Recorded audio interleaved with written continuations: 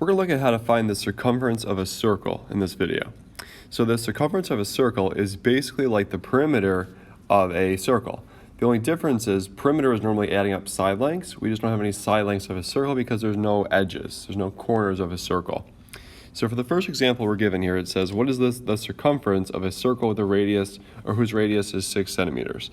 So if you don't have a picture for a problem involving a shape, I always suggest drawing a picture first. So here's my pretty good circle.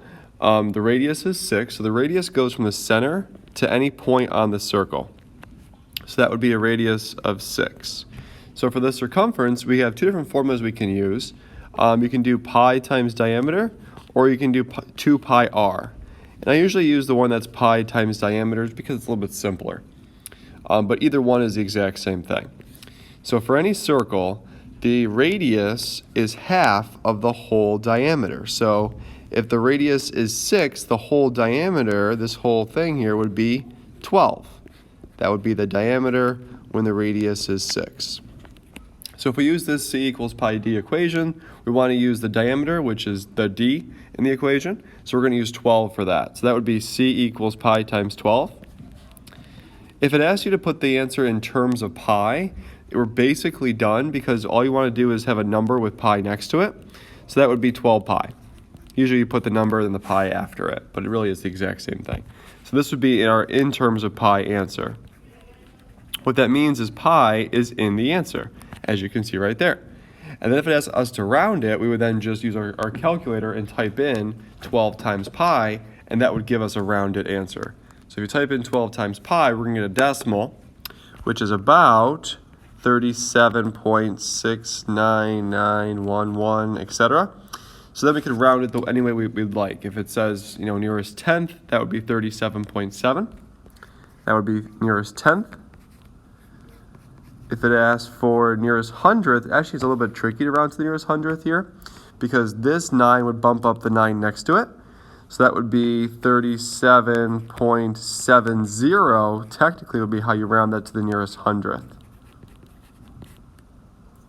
That's how we find the circumference given the radius.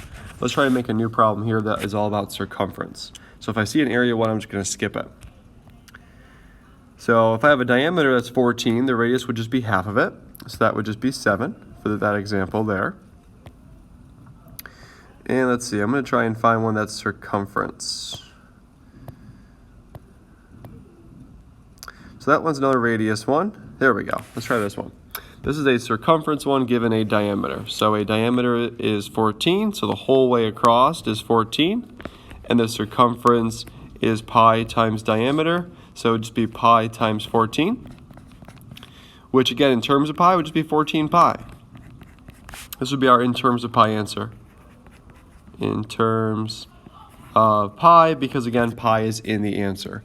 Then to get a rounded answer, we would just type that in, 14 times pi. And that's about 43.98229.7, etc. So if I want to round to the nearest hundredth, that would be 43.98 to the nearest hundredth. That's 2 decimal places. If I asked you to do nearest tenth, again, it's a little bit tricky to round this one to the nearest tenth because the 8 would bump up the 9. The 9 is in the tenths place. So the 9 would become a 10, which then would carry over. So technically, it'd be 44.0 to the nearest tenths place because of that little bumping over because the 9 becomes a 10 when you go up from the 8. And that's how we find the circumference of a circle given a radius or a diameter, and we do it in terms of pi or rounding to the nearest hundredths or tenths.